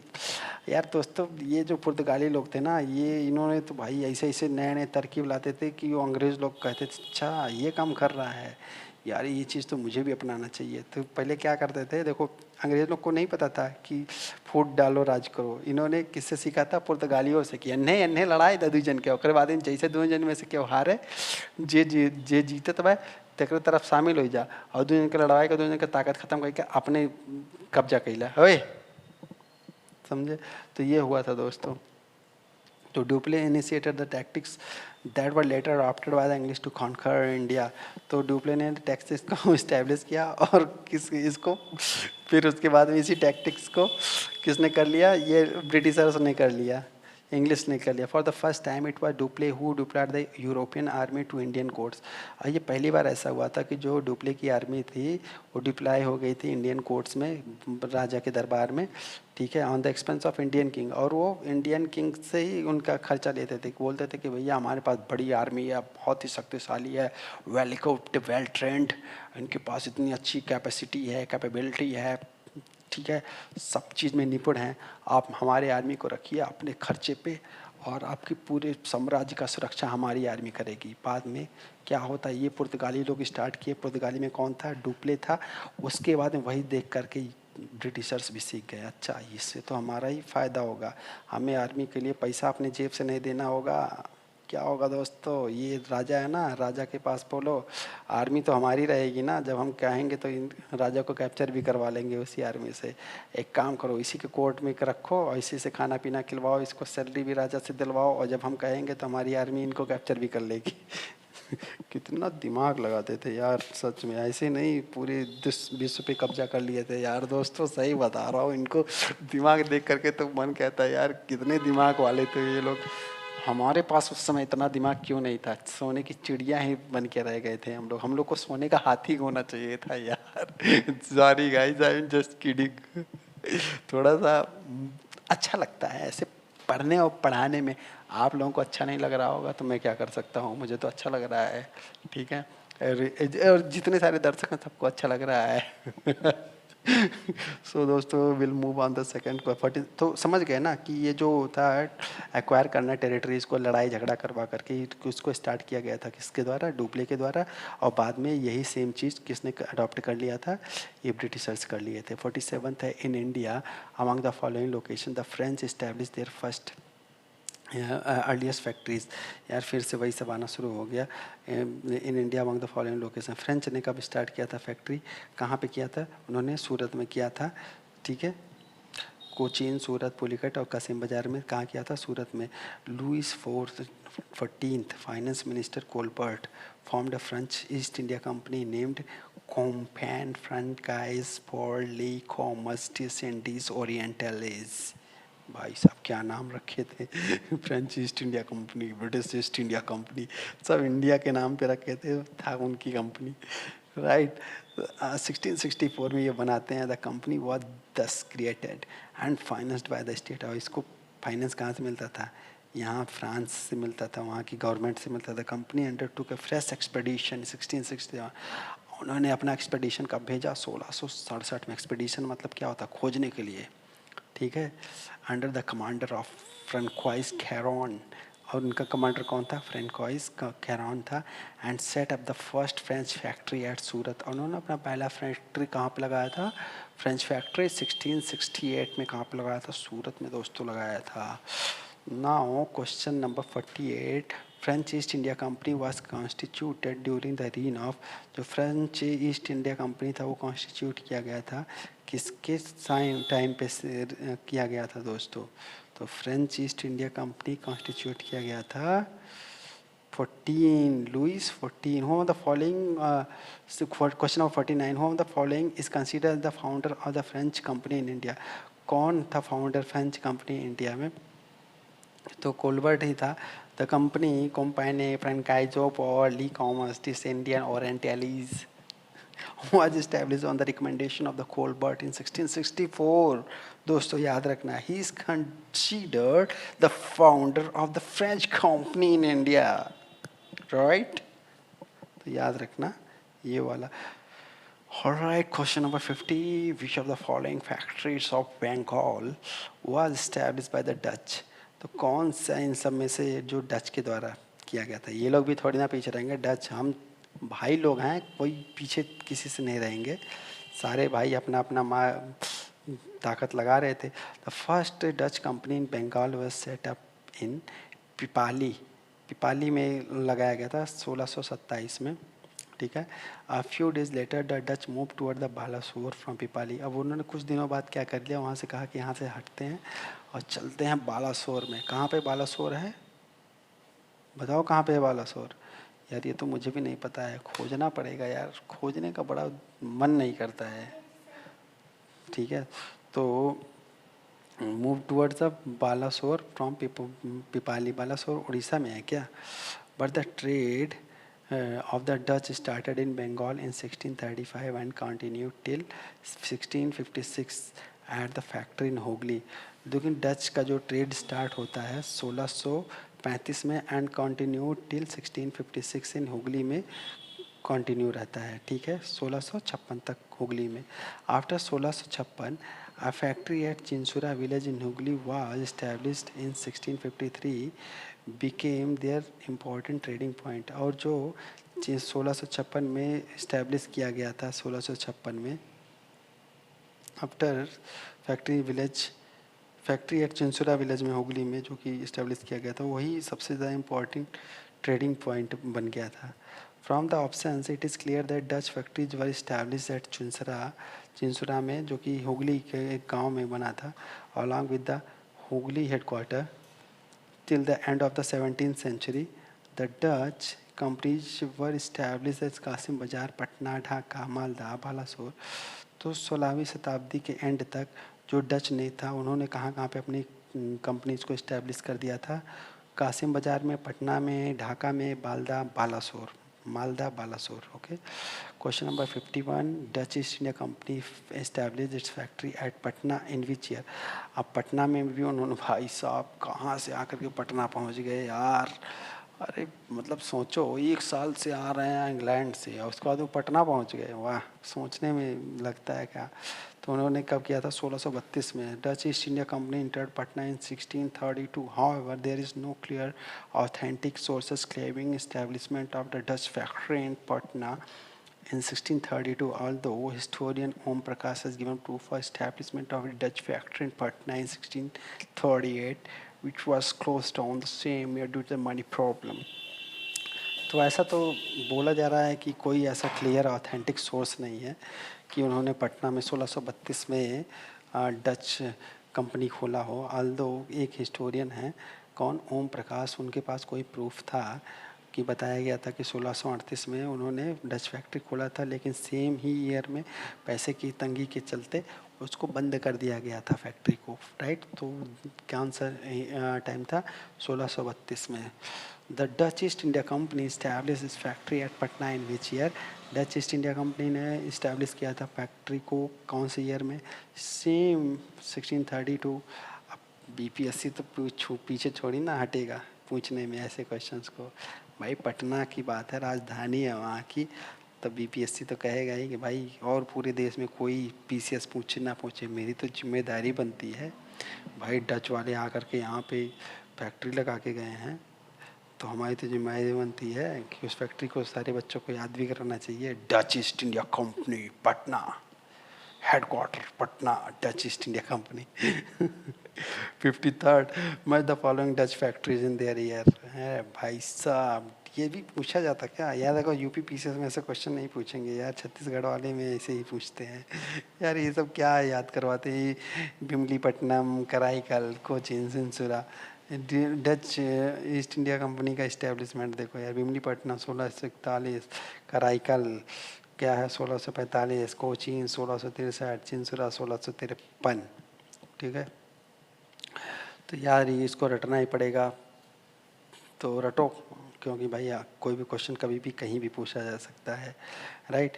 The French fail to establish power in Deccan because जो French थे उन्होंने डेक्कन मतलब ये समझ लो south India थोड़ा सा वैसे type का, तो उनको अपना फेल कर गए थे कहाँ पे अपना पावर को इस्टेब्लिश करने में, डेक्कन में। तो बी है, the English had a strong army. क्यों? क्योंकि इंग्लिश के पास बहुत ही शक्तिशाली सेना थी। यार इंडियंस को ही सेना में शामिल करके शक्तिशाली ब्रिटिशर्स हो गए थे। One major cause of the French failure in India was their weak naval strength. यार देखो नेवी यार हमारी इंडिया की कितनी स्ट्रांग है, समझे? क्योंकि उस सब इतिहास से हमने सीखा है कि यार अगर इतिहास को नहीं सीखोगे ना तो मिट जाओगे। तो इस वजह से हमें अपनी नेवी को बहुत शक्तिशाली बनानी पड़ी। तो वो जो फ्रेंच थे इसी वजह से हारे थे, क्योंकि उनकी नेवल पावर बहुत ही कमज़ोर थी। अकॉर्डिंग टू वोल्टायर के अनुसार during the war of the Australian succession के टाइम पे जो वार लड़ा गया था, the French naval strength was reduced so badly that the navy had hardly any battleship left in the 7 year of war। और जो 7 साल के वार चल रहे थे ना, इतना भयंकर इनकी मतलब नुकसान पहुंचा कि उनके पास शायद ही कोई बैटलशिप बचा होगा। On the other hand British had a strong naval force. और जहाँ जब की बात किया जाए अगर ब्रिटिशर्स की, तो उनके पास बहुत ही शक्तिशाली सेना थी। Question number 55, the following European power in to the India trade at one time और अदर। अब ये पूछा जा रहा है सीक्वेंस का, राइट, कि सबसे पहले कौन आया था फिर कौन आया था। सबसे पहले तो आंख बंद करके पहले पोर्तुगीज़ को मारा करो। सबसे पहले कौन आएगा? पोर्तुगीज़ आएंगे। उसके बाद कौन आएगा? इंग्लिश वाले नहीं आएंगे, ये मत सोच लेना इंग्लिश आ गए थे। डच वाले पीछे नहीं रहेंगे, दूसरे नंबर पे डच आएंगे। उसके बाद में क्या आता है? डी के बाद क्या आता है? डी के बाद ई आता है। ई मतलब इंग्लिश, डी ई। डी से डच, ई से इंग्लिश आता है। और उसके बाद ई के बाद डी नहीं आता है, लेकिन यहाँ पे डेन्स आ गए थे, तो पोर्तुगीज़, डच, इंग्लिश, डेन्स और सबसे लास्ट में फ्रेंच। और सबसे पहले पोर्तुगीज आए, सबसे लास्ट में गए थे, 1961 में गए थे। और आए थे कब? 1498 में। भाई साहब कितने दिमाग थे ये तो। अब मुझे लगता है ये तो अंग्रेज़ों से भी ज़्यादा इनके पास दिमाग था। Question number 56, match list first which list second. A, ठीक है, इसका आंसर है। तो इसमें क्या है? पौंडीचेरी में किसका था आधिपत्य? राज था फ्रांस वालों का। गोवा में पुर्तगालियों का क्या था? अब यहाँ पे देखो ये लोग अपना हब बना लिए थे जहाँ पे इनका पावर सेंटर था। पौंडीचेरी में फ्रेंच थे, गोवा में पुर्तगाली लोग थे, ट्रैंकोबार में डेनिश थे और सदरास में डच थे। ठीक है, तो भाई इंग्लिश वाले कहाँ थे जब ये लोग कैप्चर कर लिए हैं सारी जगह। Question number 57, identify the reign from where European got best सोरा, saltpetre and opium. Identify the region, कौन से रीजन से जो यूरोपियंस को सबसे बढ़िया साल्ट पेटर और ओपियम मिलता है। ओपियम पता क्या होता है? जिससे कि मादक का बहुत ज़्यादा नशा होता है। तो ठीक है, तो Europeans obtain the best saltpetre and opium from Bihar. Bihar इन सब चीज़ों में एक कम थोड़ी ना था कि ओपियम बनाने में, राइट। तो Question number 58. During British rule, which region of India was famous for production of opium? So during the British rule, uh, which region of India was famous for the opium? तो वो तो famous ही है, बिहार ही था इस उस time पे. The state of Bihar was famous for the production of the opium. Question number 59. Whom the following European was the last to come to pre-independence as traders? तो last कौन आया था? तो सबसे लास्ट में दोस्तों फ्रेंच ही आए थे. द यूरोप तो कब आए थे? अभी बताता हूँ. The sequence of Europeans who came to pre independence trade India as a traders is, वो सबसे पहले प्री इंडिपेंडेंस से पहले आए थे. पुर्तगाली आए थे 1498 में, उसके बाद डच आए थे 1605 में, फिर 1608 में कौन आया था? कैप्टन हॉकिंस आए थे ना 1608 में. और उसके बाद में फिर फ्रेंच आए थे 1667 में आए थे, और यही फ्रेंच से जो सबसे लास्ट में आए थे. क्वेश्चन नंबर 60 जो है, which of the following places that Dutch established their trading centre in India, कहाँ पे किए थे? यार डच का क्यों इतना पूछ रहा है? नागपट्टनम, चिंसुरा, मछलीपट्टनम. देखो यूपी पीसेस में आया है तो भाई ये ज़रूरी है, यूपी पीसेस दोबारा भी पूछ सकता है. नागपट्टनम में भी आया हुआ, सिंचुरा सिंचुरा सही चिंसुरा है, सिंचुरा नहीं. मछलीपट्टनम, सूरत, बरौच, आगरा, कोचीन, अहमदाबाद, पटना. मतलब ये हर यहाँ पे भी ये डच वाले लगा के रखे थे. Important trading establish by Dutch पर नागपट्टनम, चिंसुरा, मछलीपट्टनम, सूरत, बरौच, आगरा, कोचीन, तो अहमदाबाद, पटना. तो ऐसे याद कर लेंगे हम. Question number 61. Assessment on the land revenue on the basis of nature of the soil and the quality of the crops. Use of mobile cannons in the warfare. Cultivation of the tobacco and red chilli. Tobacco मतलब होता है तम्बाकू, and red chilli का मतलब क्या होता है? Cultivation करना, ठीक है, उगाना. तो इसका आंसर क्या होगा? None of these. अब इसमें क्या पूछ रहा था? Which of the following were introduce in India by the English. मतलब पूछ रहा कि इंग्लिश लोग में यहाँ पे क्या इंट्रोड्यूस किया था. तो इसमें कह रहा कोई नहीं, कुछ भी नहीं इंट्रोड्यूस किया था उन लोगों ने. The assessment of the land revenue on the basis of the nature of the soil and the quality of the crops was introduce during the reign of the Sher Shah Suri and the Akbar much before the British. तो ये कहने का मतलब ये सब जो land revenue का assessment और सॉइल की क्वालिटी, क्रॉप्स की, ये किसके रीन में आया था? ये शेरशाह सूरी और अकबर के टाइम पे ही हो गया था. The British before the British. The cultivation of tobacco and the red chillies in India was controlled the Portuguese. और जो कल्टिवेशन होता था रेड चिलीज का और किस चीज़ का होता है? टोबैको, तंबाकू का, वो पुर्तगालियों के द्वारा लाया गया था दोस्तों. And mobile cannons in warfare introduce by the Mughal era. Mughal era के टाइम पे ही मोबाइल कैनन्स आ गए थे, मतलब लड़ाई झगड़े के तोप खाने वगैरह स्टार्ट हो गए थे. There was various types of cannons manufactured in the factory by of the Akbar. Right. So दोस्तों, तो यहाँ पे ये है कि और there were various types of cannons manufactured in the ordnance factory of Akbar. और जो कैनन्स बनते थे, मतलब तोप के गोले वोले तोप वगैरह, वो अकबर की फैक्ट्री में मैन्युफैक्चर किए जाते थे. तो इस प्रकार से कि इंडिया में ये सब सारी चीज़ें कोई भी इंट्रोड्यूस नहीं किया गया था. टोबैको, और टोबैको मतलब तंबाकू और लाल मिर्च कौन इंट्रोड्यूस किया था? पुर्तगीज़ लोग किए थे. लैंड रेवेन्यू का असेसमेंट और क्वालिटी का किसने किया था? मुगल टाइम पे ही हुआ था, जिसको सोर्स शेरशाह सूरी और अकबर ने किया था. और उसके बाद में जो कल्टीवेशन और ये कैनन्स वाला हो गया, मुगल अकबर के टाइम पे हो गया था, एम्परर अकबर के टाइम पे. नाउ क्वेश्चन नंबर 62 कह रहा था, who remarked about the East India Company that the company is an anomaly but is a part of the system where everything is anomaly. किसने कहा था कि कंपनी जो is an anomaly है but is a part of system where everything is an anomaly. तो ये direct याद कर लो, इसको कहा था जी.बी. मकौले ने. जी.बी. मकौले ने कहा था. तो उन्होंने बोला था कि Lord Thomas Babington Macaulay, G.B. Macaulay, was a British politician and historian. He was a law member in the Supreme Council of the India and the head of the Law Commission for from 1834 to 1838 AD. He had prepared the manuscript of famous penal law book, Indian Penal Code. के ये क्या थे भाई साहब, इन्होंने prepare किया था Indian penal code को. He had an important role in making English the official language and medium of education in India and European literature, philosophy and science the goal of Indian education. commenting on the policies of the East India Company. Macaulay said, Macaulay ने ही कहा था, the company is an anomaly, but it is part of system where everything is anomaly. Right? Now, question number 63 है, with reference to treaty of Aix-la-Chapelle 1748 के treaty के अनुसार क्या क्या सही है? तो फर्स्ट कर्नाटिक वार एंडेड, ये बात तो सही है।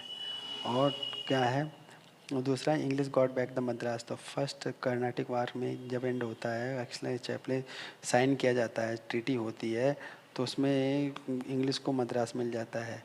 तो Austrian war of succession ended, जो ऑस्ट्रियन वार, ऑस्ट्रेलिया मत समझना, Austria war of succession ended with the treaty of Aix-la-Chapelle 1748। 1748 का जो Aix-la-Chapelle होता है, उसकी ट्रीटी से क्या होता है, ये ख़त्म हो जाता है ऑस्ट्रियन वार।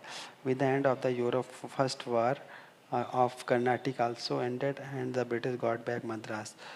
तो इससे क्या होता है, ब्रिटिशर्स को मद्रास वापस मिल जाता है। Question number 64, with reference to the cause of the success of British and the failures of the French in India, which of the following statement is correct. अब इसमें से कहता है कि cause of the British success in India and the failure of French in India. और क्यों fail हो गए थे Britishers, sorry French and Britishers कैसे आगे हो गए थे, इसका कारण क्या था? Getting huge wealth and man found from the conquest of the Bengal by British. तो उनको क्या मिल गया था, बहुत सारा वेल्थ और मैन पावर मिला था लड़ाई झगड़ा करके। और वो नेवी पावर में तो उनकी भाई कोई सुपीरियरिटी इतनी ज़्यादा हो गई थी कि ये भी बहुत बड़ा कारण था। देयर और many cause of the success of British in India. उसमें से एक ये था नेवल सुपीरियरिटी। जिसकी नेवी अच्छी होगी, यार तुम सोचो तुम्हारी आर्मी सबसे ज़बरदस्त आर्मी है पूरे वर्ल्ड में, तो तुम यार ऐसे ही किसी भी देश के ऊपर कब्जा कर लोगे, राइट? तो ये है, तो उनकी नेवी बहुत ही सुपीरियर थी। Getting huge wealth and manpower from Bengal, उनको बहुत सारे लोग मिलते थे काम करने के लिए, और बहुत ज़्यादा वेल्थ मिला वहाँ से। बेटर इंटरनल कोऑर्डिनेशन हमारा ब्रिटिश आर्मी बहुत ही मतलब डिसिप्लिन्ड आर्मी थी, बहुत तगड़ा कोऑर्डिनेशन था। जैसे कोई लड़ाई झगड़ा होता था, पहले से ही तुरंत वो लोग क्या बोलते हैं, तार भेजते थे ना, तार, राइट? तार भेज करके बता देते, भाई तुरंत यहाँ से रीइंफोर्समेंट भेजो सेना को बड़ी मात्रा में। और इनमें से यही सारे हैं, राइट? तो ये सब कारण था। So guys, here we are stopping this now, will make a new video on East India Company and Nawab Bengal, so that will be the new video and that would be more interesting, right? And please follow this channel, share with your friends, ask to follow my channel, and definitely you will get benefit from it. Guys, I'm assuring you I'll make it more uh, this is a such kind, we will interacting with each other. I will make such type of video and you will get lot of things about it, and you will definitely clear your examination, guys. Okay, so I can just congratulate you for watching this video, because you will be getting benefiting from it definitely, and you will be cracking your PCS examinations. Thank you so much. Bye bye.